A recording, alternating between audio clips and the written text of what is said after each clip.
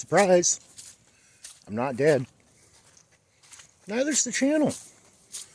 I just had to take a little bit of a break for a minute. Anyway, let's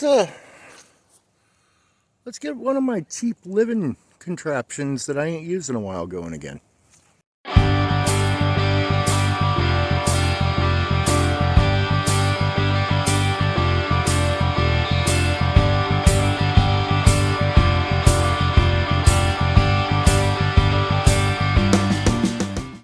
So you know how they say the right woman will make you and the wrong one will break you? Shit, forgot the caulking gun. Well, she didn't break me, per se. But boy, did she mangle the shit out of me. Like, emotionally, financially, some would say physically. Neither here nor there, though. That's not what this channel's about. So, if you've been around long enough, you've seen this before. It's the old, reliable, wood-fired hot water heater. Cheap as shit to run. And I tell you what, a shower from this thing, mwah, heaven.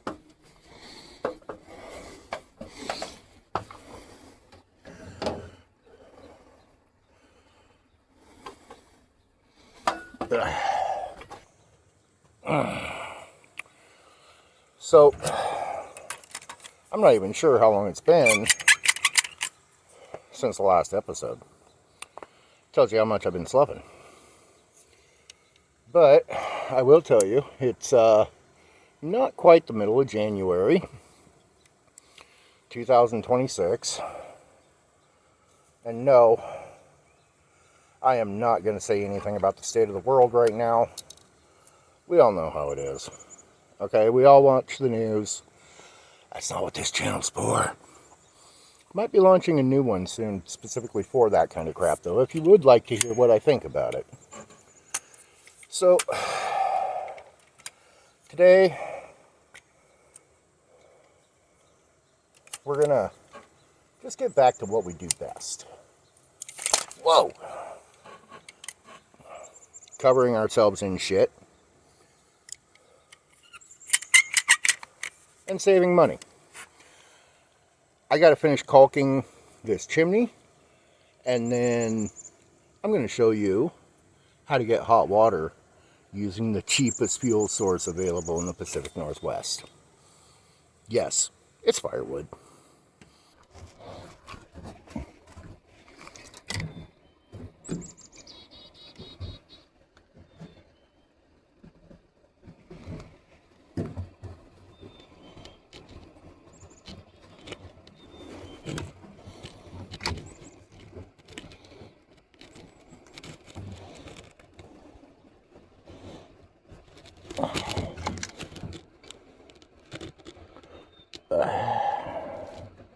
Doop-a-doop-a-doop-a-doo.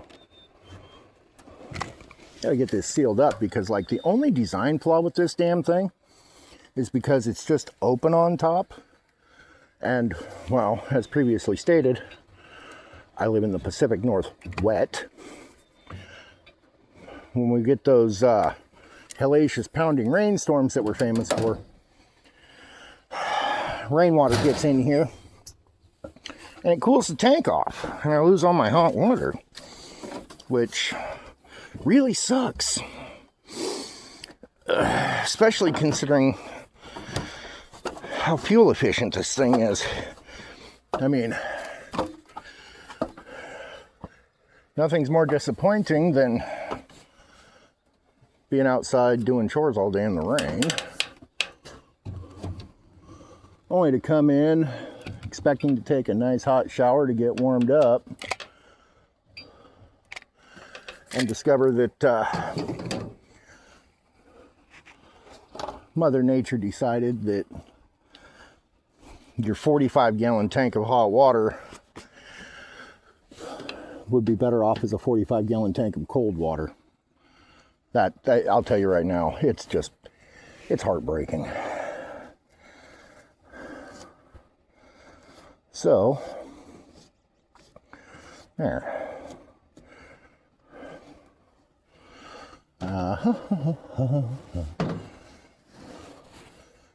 We're not going to get into how much caulk I just used.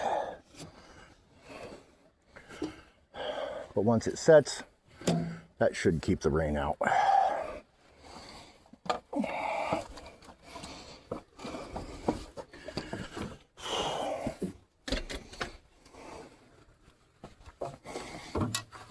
I'll just ladder out of my way. But keep it handy because I got other shit to do with it today. Got caulk all over my hands. So, I know I've showed that thing before, but I don't think I ever really explained why I built it. Believe it or not, it was partly one of my because I could projects, but mostly it's because once upon a time, when Cadence's mom was still around, we had to pinch every penny we could. Well, honestly, we still should. If I'm being realistic. It's just last few years, Cadence has kind of been wanting to, she was kind of wanting to like be more like a normal teenager, I guess, if there is such a thing. Personally, I think they're all freaking weird. Basically, she just got into the habit of certain chores she just was not going to do. And there was not a goddamn thing I could say or do to change her mind. Now, because this water heater is really only practical to operate in the wintertime, I do have a propane powered on-demand water heater that we use in the summer, but I don't actually really like using it in the winter. Hopefully, sometime in the next couple of months, we'll do a video, you'll see a video on installing a hot water coil on the homemade wood stove in the house, which will render this particular chore no longer needed. Hopefully. It's all going to come down to the price of copper. Okay, I got to go get a battery for the chainsaw and the chainsaw. I'll be back in a minute. And before anybody asks, yes, this is still the same chainsaw.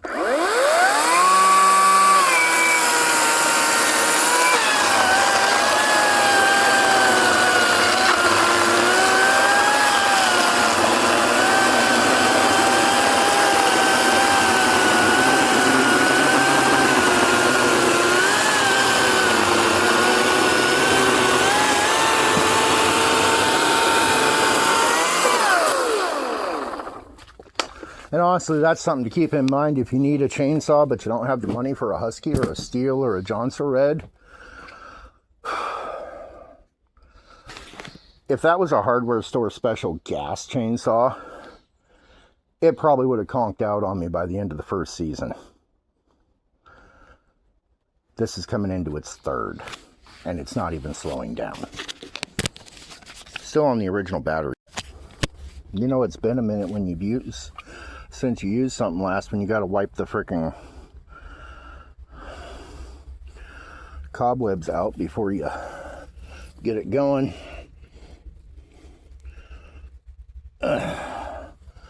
Okay.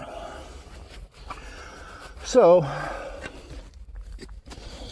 about the almost 2-year hiatus. Well, as most of my longtime subscribers know, I'm a single dad. If you've seen other episodes, you've seen Cadence, my teenage daughter. She's 17 now. And, well, doesn't really require as much active parenting as she used to. You know, obviously I'm still her dad, but I don't have to be, she doesn't keep me as busy as she used to. Well, towards the end of 2024, that kind of started to catch up with me psychologically, because it was like, okay, she's going to be out of the house in like a year or two. What the hell then? I believe they call that empty nest syndrome, or that could be what people refer to as a midlife crisis. I'm not sure which, but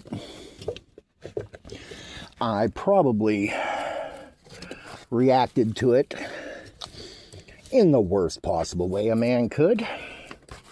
I started dating again, which that's not the bad part, okay? Nothing wrong with dating, especially when you're a single guy or gal. Everybody's allowed to date. So the problem arose when I got involved with an old girlfriend from high school. That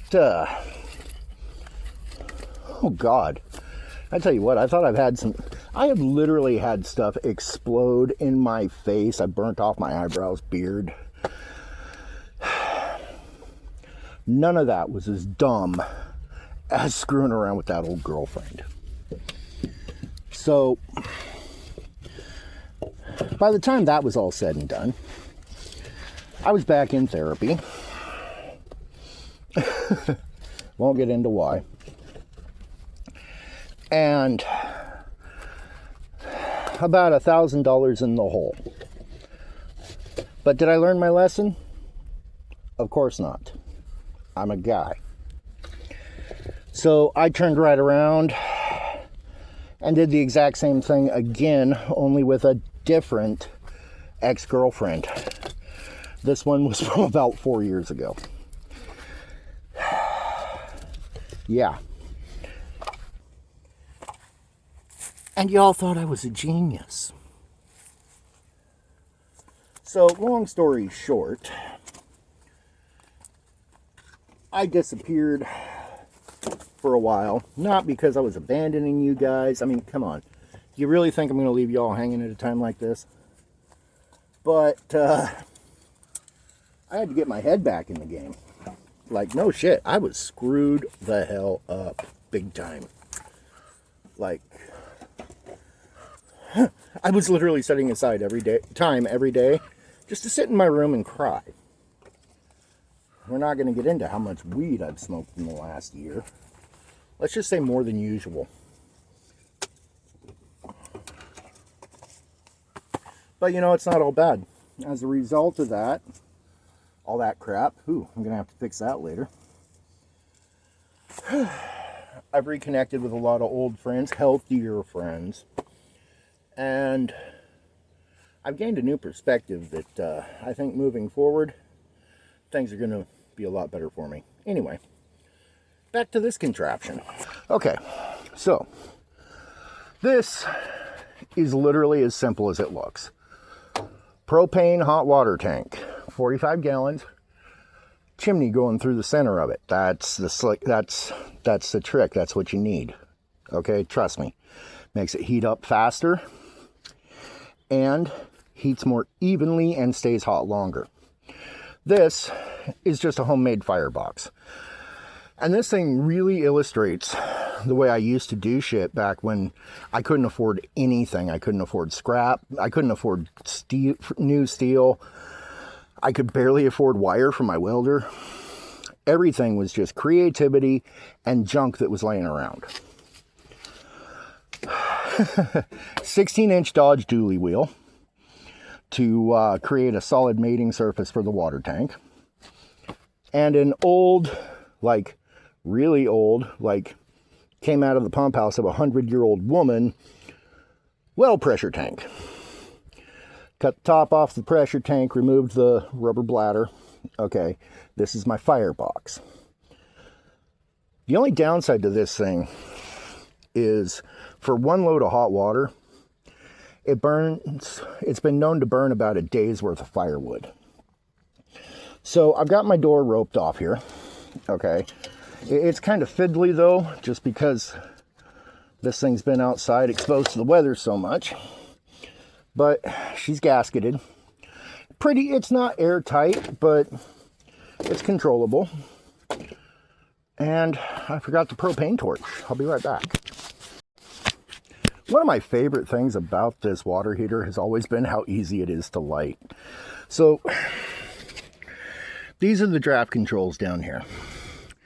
All together, and this is actually where I proved the concept that the wood stove works off of, where if your surface area of your air intake matches the surface area of your flue, you can't have a chimney fire. 4 3/4-inch holes adds up to 3 inches in surface area. Diameter of the vent tube going through the center is 3 inches. This thing's never given me any trouble. And to light it, just spark your torch, stick it in the bottom hole, and wait. Okay, so it hasn't even been long enough to review the clip that I just shot yet. But if I get to where we're not staring directly into the sun, see, I've already got smoke coming out of there that's starting to turn into wood gas. It'll start coming faster and faster and faster as heat builds up in the chimney and she starts to pull draft. And then I'll be able to take the torch away, and a few minutes later it'll be running like perfectly clear, almost like a gas-fired unit. Because, well, I'll tell you why when I'm done. Here's a hint though, and if you know anything about wood gas production, everything's just going to click almost immediately. So this thing is not completely airtight, but it's airtight enough that it will produce wood gas. Okay, but only down here.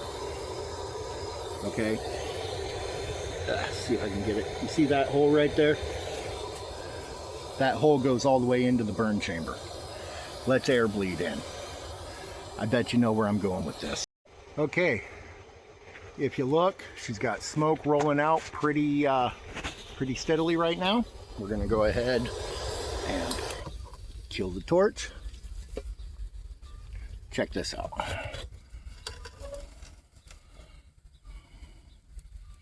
Already going. Close that back up though. Okay, so that's the chimney discharge right now. I'll be back in a.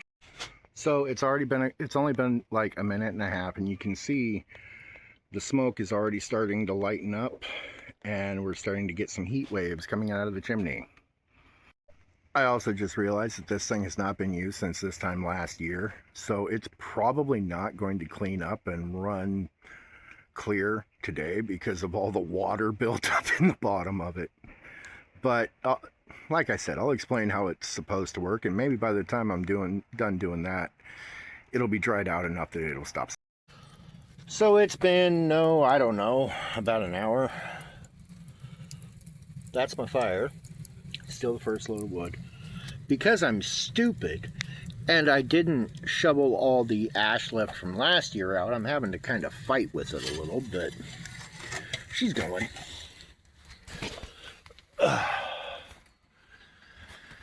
Unfortunately, it's trying to make a liar out of me today about how clean it runs, but I'm pretty sure that's just from the water built up in the bottom of the firebox. We're going to be revisiting this thing again over the next week or two, because I'm going to finish building out this little cabinet deal that it's in, and figure out a way to close in down there under Cadence's bunk, and I'm actually going to start screwing around with figuring out how to scavenge heat off of this thing to help keep the house warm and burn less wood and diesel in the on the inside. Our caulk on the chimney is already set nice and hard, and if you look, she's sealed up great. That's going to make a big difference in terms of how long my water stays hot, because now the rain can't get down through. That's the on-demand that we use in warmer weather, summertime, spring, stuff like that. It's not horrible. It does the job. It's just, it's not great. It's kind of fiddly.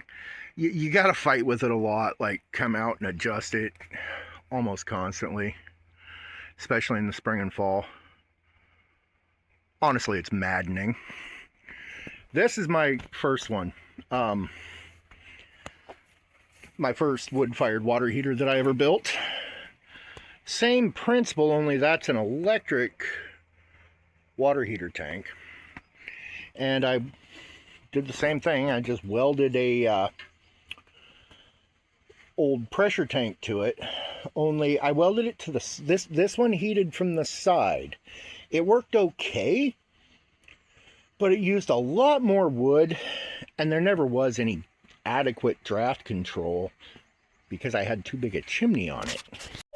So that's it for this one. Like I said, I'm still here, still kicking, still doing my thing. Just had to take a break for a minute, get my head clear. I got a couple surprises for you coming up, though. I've got 2 new channels that I'm launching. One's an actual podcast. I'll tell you right now, though, even though this channel isn't very family friendly, well, it's family friendly for 2026.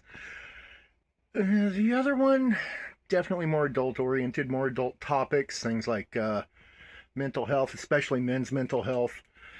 And I might actually discuss politics there. I haven't decided yet. The other one is going to be just kind of a, well, I'm showing you what Cadence and I do for fun. Kind of an adventure channel. You know? Stuff we do when we're not working. Till then, have a good one. And try not to lose your mind.